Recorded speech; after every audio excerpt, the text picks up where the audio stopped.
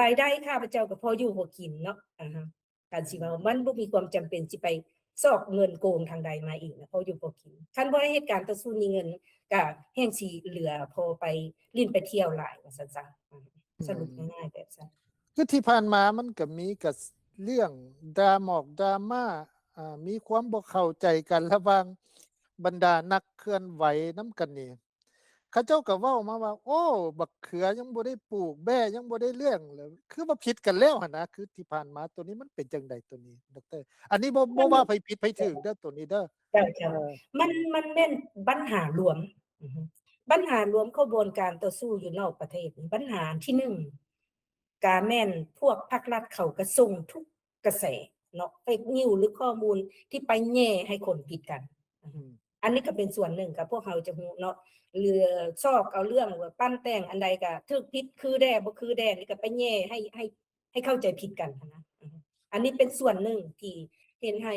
ขบวนการต่อสู้ส่วนหลายมักจะเกิดข้อขัดแย้งเนาะพวกเราจะเห็นวัดวาสมาคมต่างๆก็มีข้อขัดแย้งหลายอยู่นอกประเทศเพราะว่ามันแม่นการจัดตั้งคนที่มาใกล้สิ่งจะชอบเรื่องขัดแย้งกันจนลืมอุดมการณ์ที่ต่อสู้นำกันมีหลายตัวนี้เนาะก็มีข้อมูลหลายที่สุดที่ข้าพเจ้าก็พยายามเก็บกันแต่ว่าก็มีส่วนหนึ่งก็มีความขัดแย้งแตกต่างกันบางคนคิดว่าเข้ามาต่อสู้แล้วสิได้หน้าที่ตำแหน่งมีผลประโยชน์ส่วนตัวนะคันบ่มีผลประโยชน์แล้วก็เกิดข้อขัดแย้งมาเนาะบางคนว่าเข้ามาต่อสู้กันไหนการจะตั้งนึงแล้วผู้เดียวเป็นประธานตลอดตัวเองบ่ได้อีหยังสิก็บ่อยากเฮ็ดนำที่จริงแล้วก็บ่แม่นข้าพเจ้าอยากเป็นประธานเนาะพวกเฮาก็